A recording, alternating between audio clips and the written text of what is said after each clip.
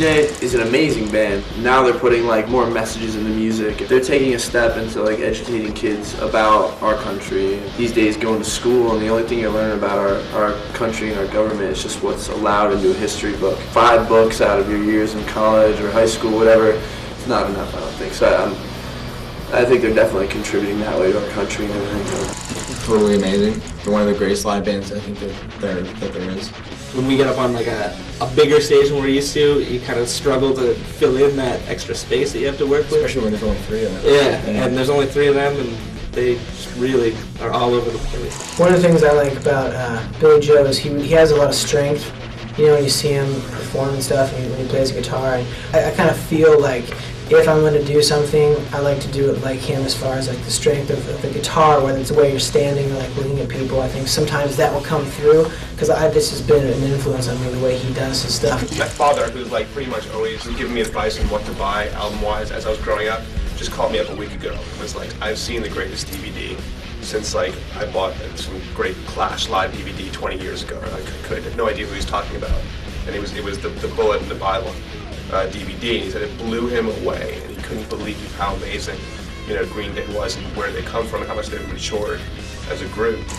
I think on the new record, it's kind of like, okay, well, we've already done everything we can do with a pop punk song. We've proved to everyone that we know how to write those kind of songs. We've sold so many millions of records, We're successful. Let's kind of do something that we really want to do and not really worry about what the critics and the fans of like our pop punk stuff is. And it turned out to be like, what was it, like album of the year or whatever, That record's just so good. When you listen to it, you're like, this is really cool that like, a little 3-piece from the Bay Area, like, a pop punk band, wrote this. It's just amazing. With the events of like 9/11 and the election, like a lot of bands, they were probably pretty scared to talk about that kind of stuff on record because it wouldn't get played. And Green Day has always been a band that's just said, screw it. Say how they feel. We're just gonna say whatever we want. It was 1997, and I went to see Green Day, and it was this like secret show they were doing, like in an alley in Toronto.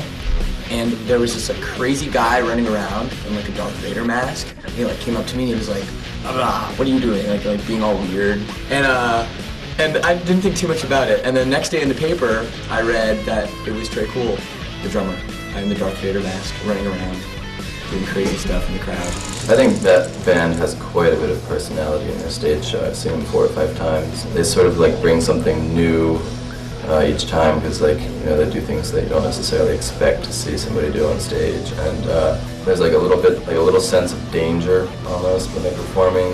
A little bit of recklessness, but musically they're really solid and they're also like funny. Like there's a lot of humor, really entertaining. Do they influence you as a musician? Absolutely, they always have, and it's not so much in like a punk rock way, I think it's just more in like what their music stands for and what the energy that it has and their ability to, in the same way that the Beastie Boys do, test the limits of their genre. Spooky, when I was first starting to play guitar, those are the first songs that ever clicked with me. When I was learning them, I'd be struggling with stuff, and then all of a sudden one night, I'd get a Green Day riff, and I was like, oh man, I can actually play a guitar part and not have to wait in between every chord and everything. But I mean, that was a big moment. They're pretty inspirational, and just the quality of their live performances too. Yeah, the integrity that they keep is incredible. The live show, the videos, the album, everything is amazing.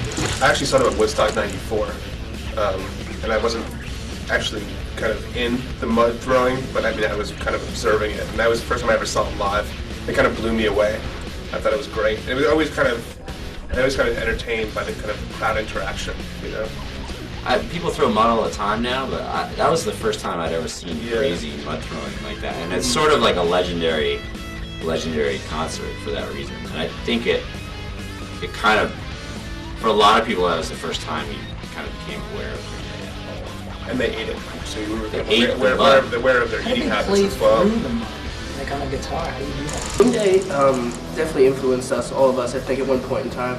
They've consistently put out great albums, over the past, however long they've been a band. 16 years. And just now, their last CD was their best by far. The generation of bands right now, the 19, 20 to 27, 28-year-olds or whatever, are probably Green Day probably introduced punk to all of the bands that are together right now. I mean, I can remember in high school, like I was such a big Green Day fan, and you know, some of the critics were like, "Oh, you know, Green Day is so simple," and I was like, "Simple, but like they do everything so well. So what's your problem with it?" You know, I was like, "They're great." And I think it's pretty clear that they influenced a lot of bands to pick up their instruments and play music, and I think it's cool. They were just like, you know what, let's just have fun, let's not think about it. You know, let's not pretend we're big rock stars, let's just play music, have a good time, and yeah, and make it look easy for kids to do. So I think that was pretty cool. What I've always loved about Green Day is they're kind of constant, like, they deal so much with like that search for identity and search for purpose, you know, like the contrast of punk rock versus icon, you know, and I just, those guys are amazing. I think Green Day is really special because all those bands that usually start genres or try to bring things to the mainstream don't usually last that long.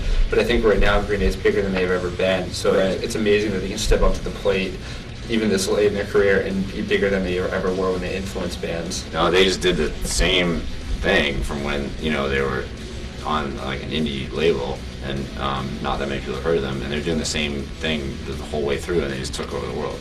And that's, you know, that's the American dream. Yeah, I think a lot of bands are scared to do that, but they're obviously not, and I really respect them for that. Someone once told me art does nothing on a shelf, and I think it's obvious that they feel that way too.